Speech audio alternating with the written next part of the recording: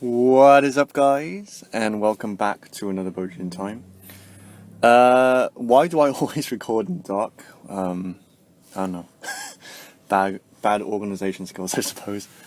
But yeah, here I am once again, about to give you another Bojan vlog. So, today and next week, right, I actually have a two-part entry for you guys this week and next week, and the topic this time round is high vibration versus low vibration, right? So vibration, right, is something that is often talked about, in the spiritual community, people talking about raising one's vibration, and the importance of living in high vibration, and how the majority of the world is in low vibration. And so I thought that in this entry anyway, that I would introduce the idea of vibration and my own take on what I think, I guess my own kind of definition, or my own kind of explanation as to what vibration means, because it's one of those words, it's like, oh, high vibration, raise your vibrational frequency. And it's like, it can be kind of difficult when you're actually trying to apply this idea practically to pinpoint what exactly people are talking about, And so I thought that I would give you a kind of, hopefully, concrete explanation as to what it is, the difference between high vibration and low vibration. And then subsequently next week, I'm going to go into, like, how you deal with kind of episodes of low vibration. So, like, when you get depressed, when things happen that are unfortunate and you find yourself in low vibration, what do you do to, what are there any steps that can take you from a space of low vibration to high vibration, right? And then I will give my own experiences and my own kind of take on how to do that, or what can be done in that situation. So, because it happens to all of us, right? Shit happens, right? And then, like, you're kind of back to square one energetically. So that's going to be next week. So first and foremost, what is vibration and why does it matter? Well, for the person who is kind of completely, let's say, uninitiated into the world of, modern spirituality, such that they hear these terms that people chuck about, high vibration and vibrational frequency, and living in alignment, and higher self and all this stuff. Like source perspective, source energy, like all of these things, like, and of course that means that I'm probably speaking to someone who isn't someone who's watching this video, but perhaps it will give you some ideas in terms of how you can then take this and explain it to someone else. But so vibration, is, in simple terms, the quality of your subjective experience, right? And it goes deeper than that. Vibration is energetic, right? So what is energy, right? And energy is basically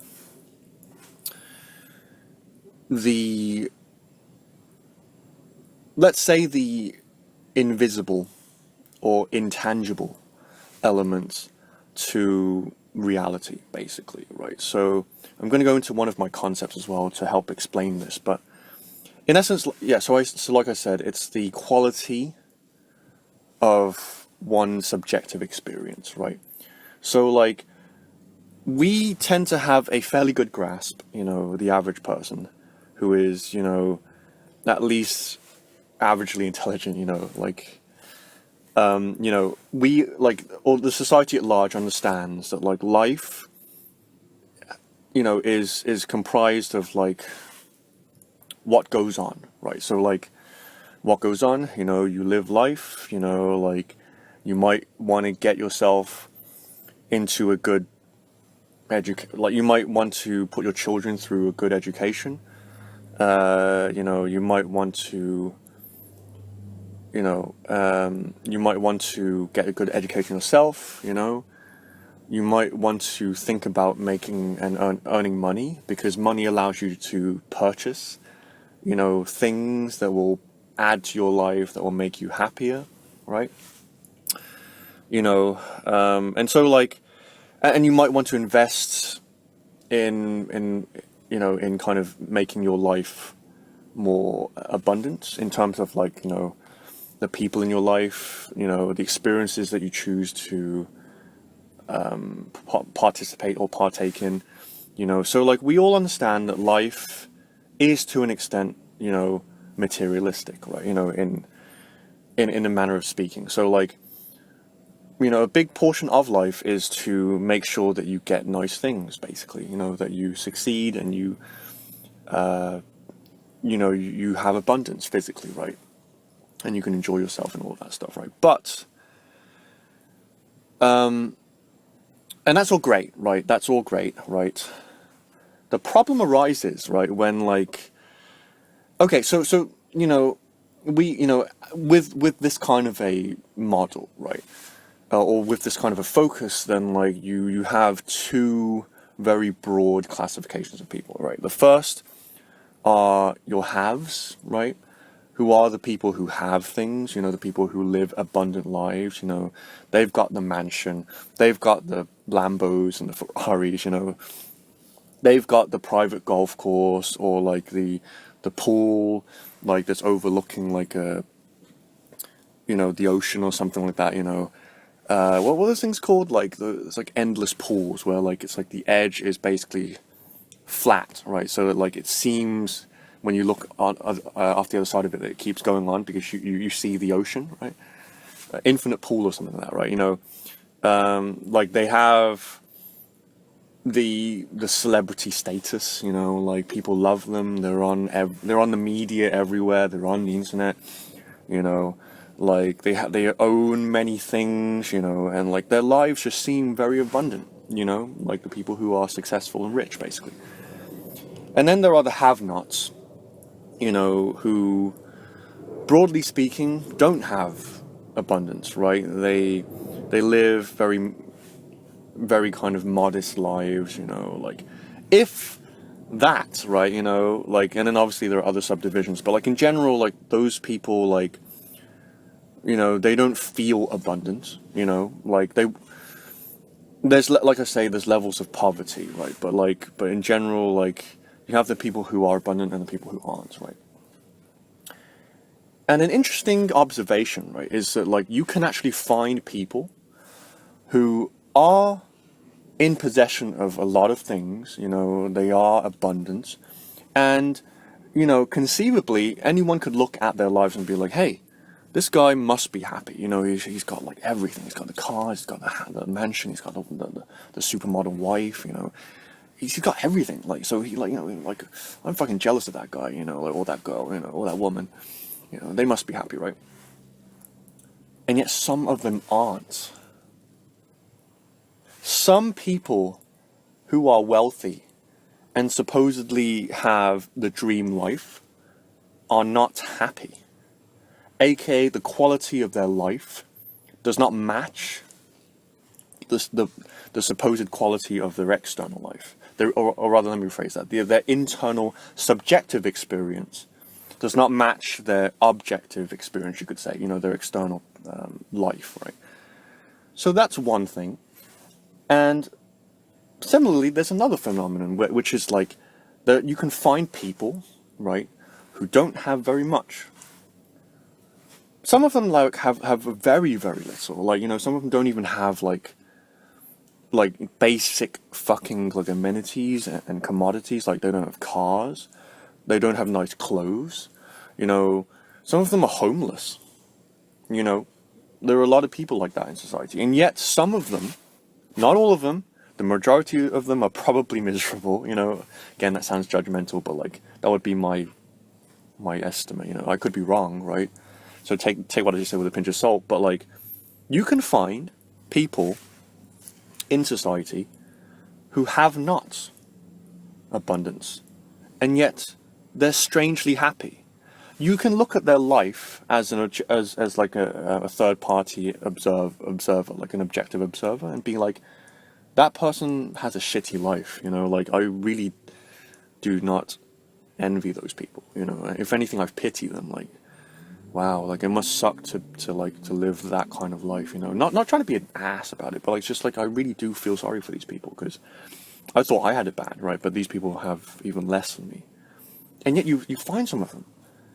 And like, you can't put your finger on them, but like, it's not as if they're like, oh, look at me, I have all this money, and look at my life, and I do all of these things, and I meet these people. It's not like that, right? But like, you talk to them, and they just seem content. They're just like, hey man, yeah, just woke up today, like, took my dog, because some of them have dogs, like homeless people, right?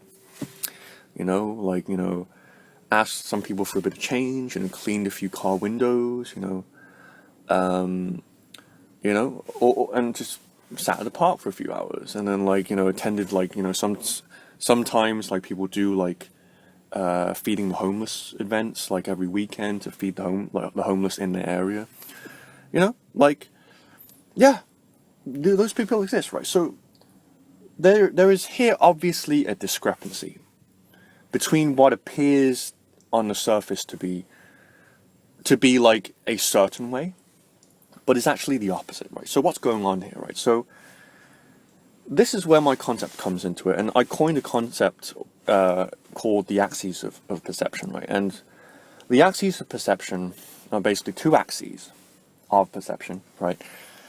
The vertical one is the symbolic axis, right? And the symbolic axis is everything I just described in terms of like, what do you have? What do you do? These kinds of things, who you are, right? So like, they're things that like you can tell people, that other people can look at you and determine just based off of like what they see and what they know, right, about you, right? Like symbolically, like materialistically, right? But then there is another axis of perception, which is the horizontal axis of perception, right? And this axis is quote unquote orthogonal, right? Which is basically like my way of saying that like they don't, that like they're not directly related to one another, right? So in mathematical terms, right, orthogonal, like something that is orthogonal to something else means that like it's perpendicular, it's 90 degrees, right? So like the x-axis on a graph is perpendicular to, or orthogonal to the y-axis, which is then orthogonal to the depth axis, which is z, when you get into 3 dimensions, right? So it's not strictly orthogonal, right? But you can, but like the implications are analogous, right? So you have this other axis, right? And what is this other axis? It is the axis that determines whether or not someone who has abundance is happy or miserable. It is the very same axis that determines whether someone who doesn't have abundance, whether or not they are happy or miserable. It is the subjective component to life, the part that you can't see or touch, right?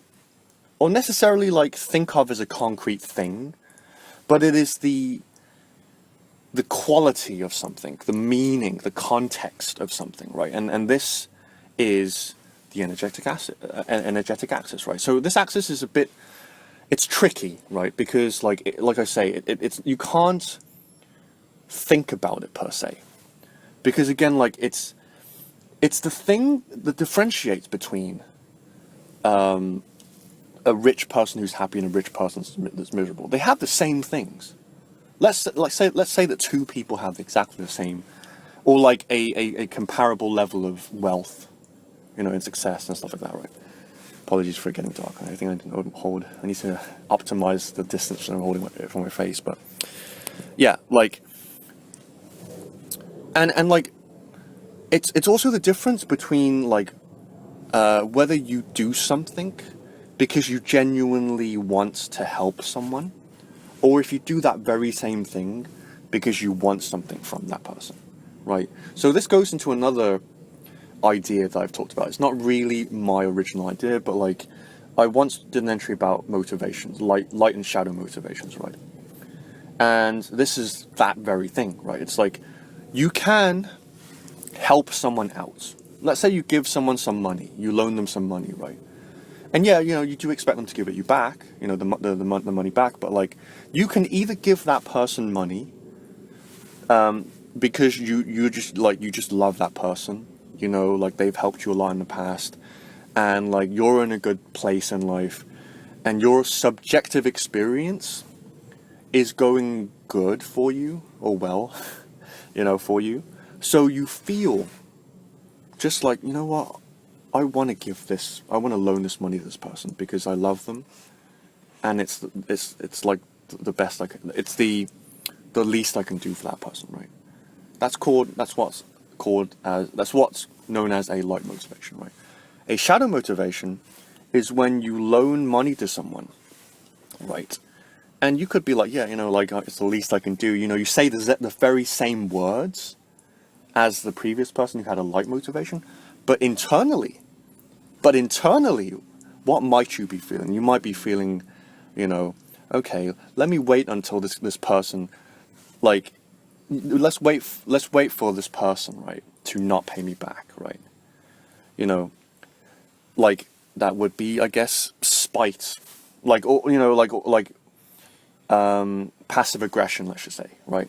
It could be that you're like, let's see this not going in my favor, right? In which case that would be like victimhood or victim mentality, right? It could be that you actually expect them to help you back. Like maybe you're like, okay, if I help this person right now, right, I know that like I have something that I need to do in the future and I'll need their help, right? So like I'm giving them this money so that I can ask them in the future. And if they don't reciprocate, then it means they're an asshole, right? And I have the right to be like, hey, no, I helped you out here, right? Why aren't you helping me out now, right? So notice the difference there. There, on the surface, exactly the same action. You're loaning money to someone, but the motivation is different, right? And this is the energetic axis, right? It is all about motivation, right? It's all about the place from which actions and identities come from, right? And vibration is very much to do with this energetic axis, right? Okay. So why does this matter, right? You might be thinking that, right? And the reason it matters, right, is because, like I say, right, it does not really matter because these axes are orthogonal, right? It doesn't really, like, it's not happiness. Your happiness and your, like, quality of existence is not directly related to what you have or who you are in terms of labels or what you think or what other people say about you, what you think about yourself, right? It is not directly linked to that, right? So in order to actually be happy and fulfilled, right, you have to like connect with this other dimension, of life, right? And understand motivations and energy, right? And of course, like, a little kind of side note, right? It's like, I say be happy. I say that a lot, right, in these entries. I'm like, be happy. Happiness is, everyone can agree that happiness is the ultimate goal in life. But the thing is that, let me try this actually. Never mind. Happiness is actually only organically someone's motivation, or could serve as someone's motivation only if they're in the right energetic space, right? So this is another difference between symbolism and energy, or logic and feeling, right? Is that logically, as long as something is effective, or aka as long as something has a result, then it should supposedly work, right? It logically follows that something should work all the time, right? But energy does not work like that. Energy does not work like that, right? So, like, you can liken this to, like, basically, I've heard people say, and this is from me watching, like, Real Social Dynamics and people like that, right? That, like, men's attraction switch is like a switch, a light switch, and a woman's attraction switch is like a dimmer, right? And this isn't directly related to what I'm talking about, but it's like an illustration point, right? In that logic works in a very quantum way, right? It's like, if this is true, then this is always true, It's like, is it true? Is it, or is it false? Is it on and or off, right? And so, like, when you think logically about, like, happiness, you're like, all I need to do is to do this thing, and it will make me happy because it's made me happy in the past. Other people who are acclaimed, or rather, like, have authority on the matter, aka, like, they can vouch that they have been happy, and other people can vouch that those people have been happy. People who are successful or celebrated, right? Everyone says that this makes you happy, so it logically follows that if I do this action, or if I follow this path in life, I should be happy. Because you're looking at things symbolically, right? And that's how the logical brain works. But, much to the frustration of everyone, right? Everyone who's honest with themselves anyway, like, that is not how energy works, unfortunately. Energy does not work like that. Like, it isn't just like A to B, true or false, Like, just because it's worked in the past means that it has to work now, Energy is mobile. It is fluid. It is unfixable, I guess, right? It's like the ocean. It's and like, I'm saying all of this, but, like, the key is that, like, it isn't, emotions are not random, right? Because it's tempting for people who come at this with a logical mind or logical kind of paradigm, right, to be like, oh, emotions are just chaos. And there is a degree of truth to that, like, there is a part of energy that you can't control, right? So, like, a kind of an analogy that I had in mind about this was, like, energy and subsequently vibration is like sitting an exam, right? So when you prepare for an exam, right, you can learn all of the material, right? And when you learn all of the material, when you prepare yourself thoroughly, you can have reasonable confidence that you will do well on the exam, right? But you won't be able to know exactly how well you do in that exam until you've seen the questions, until you're actually sat in the exam hall and the invigilator goes, start, good luck everyone, and you open, like, the first page and you see the actual, and you flick through the exam booklet and you see all the questions, right? That is analogous to energy, right? You have some degree of direction, and, like, that's the key.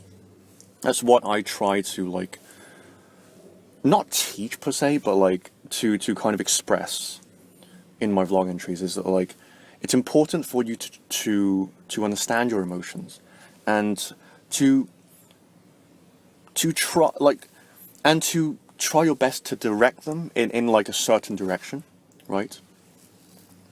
But you then have to have the understanding that, like, it doesn't work like a symbolic thing, right? Just because you add, you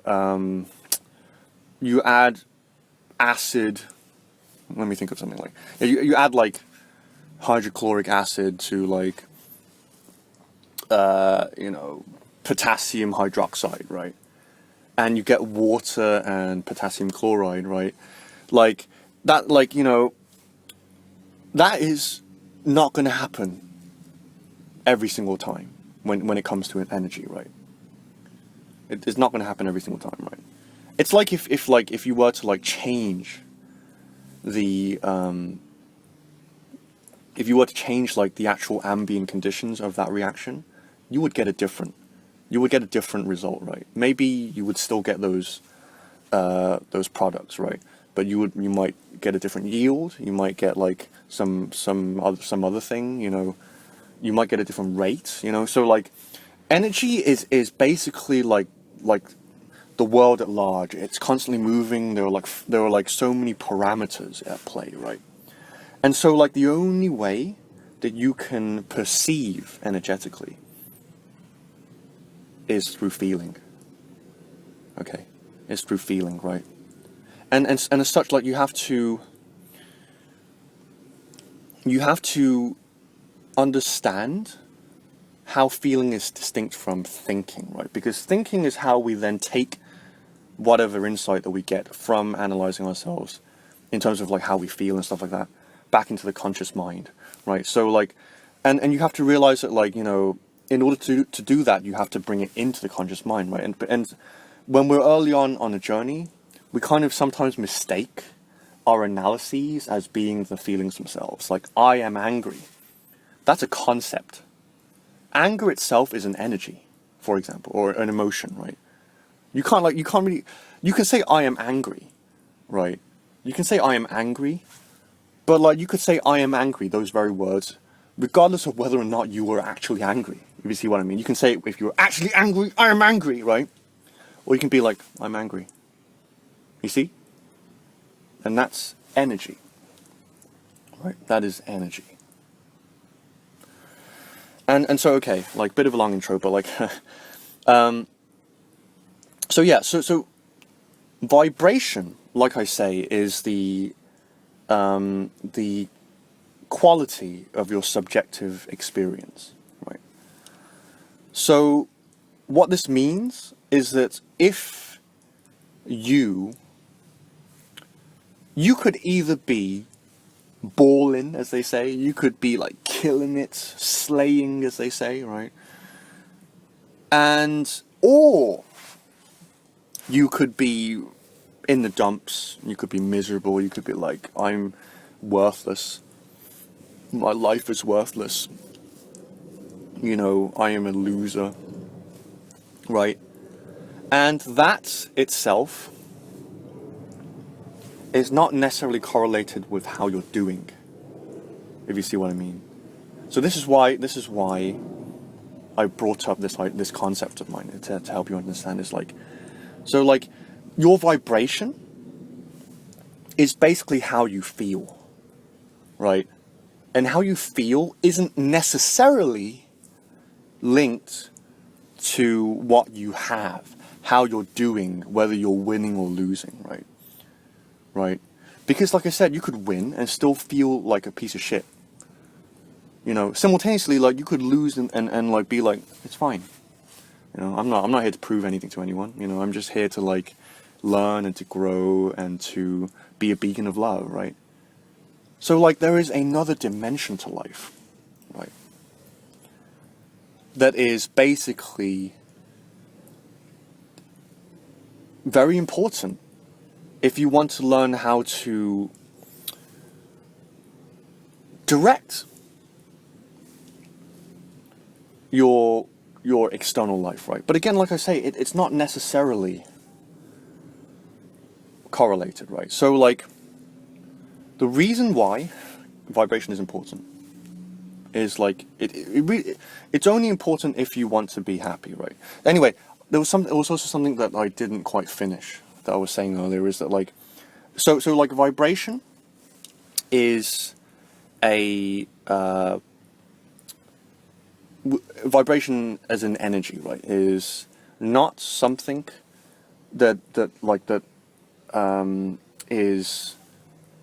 can be basically dictated by a logic statement, right? Or like, you can't think in terms of like, if I do this, this will happen, you know, based on previous data, right?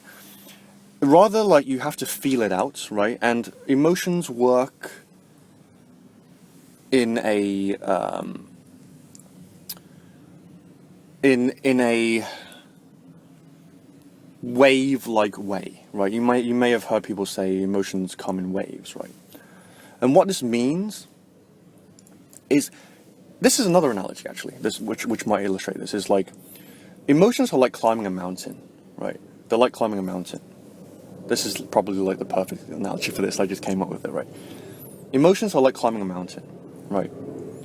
And when, like, the closer you get to the summit of the mountain, the better you feel, let's just say, right? I know, like, this scaling a mountain is a symbolic vertical axis type of thing, right? But like, it's an analogy, right? Bear with me, like, so like, thinking that you can change your energy in the same way that you can change, like, the text that you just wrote to someone, right? Is thinking like you have instant teleportation to anywhere on the mountain. You can just teleport yourself to the top of the mountain. You can just fly up there like Superman, right? That's how the logical mind thinks that energy works, right? But in reality, to actually get to the top of the mountain, right? To actually get to the top of the mountain, you need to climb the fucking mountain, right? You need to like go up the mountain step by step without skipping any portion of it to actually get to the top, right? And along the way, you might fall. You might trip on something. You might decide, fuck, I'm running low on oxygen. I didn't bring enough oxygen tanks with me, so I need to go back down to the very bottom to get something before I can actually retry this thing, right? And let's say you get to the top, right? You get to the top, and like, you get to the top and you realize that like the air is the thinnest it's ever been, right? You have very little food with you because nothing grows at that altitude. Nothing edible grows at that altitude, right? So you have to go down, right? You have to go down, and you have to go all the way to the bottom again and get more food, But interestingly, could you build a transport system that runs up and down the mountain? Yes, you could. And that's actually analogous to how emotions work, right? Because like, you probably already know this, right? If you've done like a lot of self-work and you've been with your feelings and all of that stuff, right? The internal quest. If you have been on the internal quest for a long time and you already understand how energy works, you already understand what vibration is, then like, you will have built that transport system, that lift, that incline lift that goes up the mountain, right? Because when you experience emotions, you have less resistance than the average person, and you understand how it works. So like, your journey to the top of the mountain is a lot quicker, is a lot less effort than the person who hasn't scaled the emotional or energetic mountain, right? Damn it, I wish that was the fucking title to this. It might actually be, because I think that's like the perfect analogy, actually. That's like the perfect fucking analogy for how energy and emotions work, right? You can't teleport, And simultaneously, just because you have a lift, right? Or you fucking know, you build a jetpack, and you could go anywhere along the mountain, but you still can't teleport. You can't be like, oh, let me go here, let me go here, let me go here, let me go. It's like, you can't do that. That's how symbolism works, right? You know, okay, this exists, so I can jump psychically to that thing, and then I can jump to the next thing instantaneously, and jump to the next thing. It's like on and off, 1, 2, 3, 4, 5, 6, 6, 2, 3, 9 million, 1,000. Like, you can't do that with emotions. You have to actually move, right? And so, like, that is why vibration exists. And the thing I was trying to say was that, like, happiness may not be your goal right now. You might be watching this video and being like, fuck you, Bo Jinjin, you stupid Chinese guy. I don't know why I keep bringing my race up here. I guess it's just the most noticeable thing about me, or maybe it isn't, I'm not really sure. Anyway, like, fuck you, tell me to be happy. Like, you may not be vocalizing it. You may not even be, like, this is just an example, right? Someone might click onto this video and be like, yeah, right, happiness, fuck that. I've got too many fucking shit in my life to worry about than being happy, right? That's how emotions work. So if you do not feel like being happy in this moment, that is fine. Not, that is amazing, you are going on the right path. No, it's fine. I'll just say it dead and objectively. It's fine. You know, like, that's where you are, right? And if you are in a place of low vibration, you have to get past, you have to go to a few places first, right? So low vibration, right? And I'm going to end this soon and go into the next, the video next week will go into like how you actually go from low vibration to high vibration, right? So,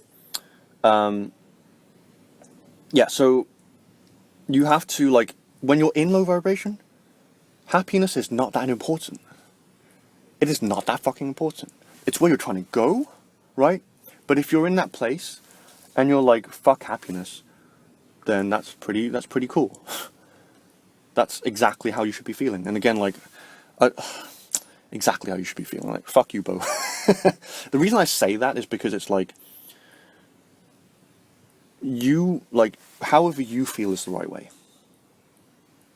You know?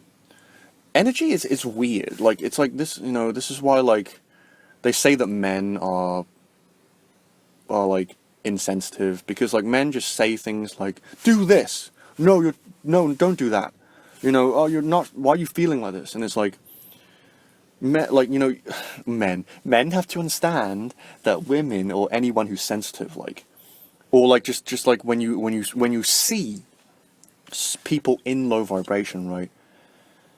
Then like, in order to raise their vibration, you have to like respect where they are. So like, you can't just say, this is the solution, go to it right now. You have to go to where they are, right? And when I say go to where they are, I mean you have to understand that that's where they are. You can't be like standing at the top of the mountain, yelling at someone at the bottom of the mountain and being like, why aren't you here yet? I don't understand why you're not here yet. You should be here right now. You know, I don't want to hear your fucking excuses. You got to climb the fucking, no. You got to get here right now, right? That's the logical mind, right? But like you have to understand that that's where they are, right?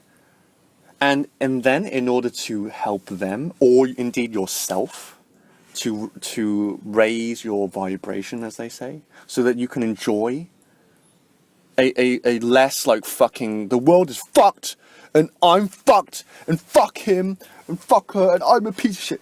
Like that's even anger, right? You know, like, what is it?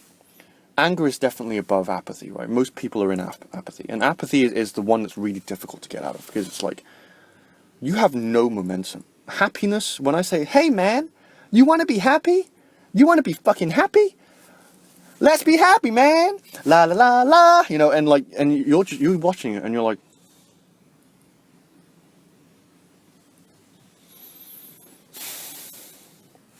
okay, man. Yeah. I'm trying to be happy. Okay, I'm trying to be happy. And then someone like is angry to you and you're like, and you just feel like, why are you being angry to me? Just leave me alone. And you're in like, when you're in apathy or powerlessness, which is the very, like, when you have like, when you're at the lowest of low vibrationally, nothing seems to motivate you, right? And yet, like, you have to get higher, so like, you have to kind of like, the next step is like more charge, you know, more like anger. Wait a minute, I'm fucking pissed at myself because I just wasted a couple days. Okay, I think I'm getting a bit too ahead of myself. I wanted to explain this in the next entry, right? So like, in the next entry, I'm going to explain. So hopefully this introduction was satisfactory. I think it was. Like, I gave like a pretty solid example, if I do say so myself, you know, humble brag, you know, in terms of like how energy works, right? So like, the key to take away from this is, or the key point is that like, there are these two modalities of perception. One is symbolic and one is energetic, right? And one does not necessarily mean the other. So like, so the axis that determines, like rich or successful and not successful and not rich, right? What you have, who you are, right? That axis does not necessarily imply or like does not necessarily line up with this axis, which is like, do you feel good or do you feel shit?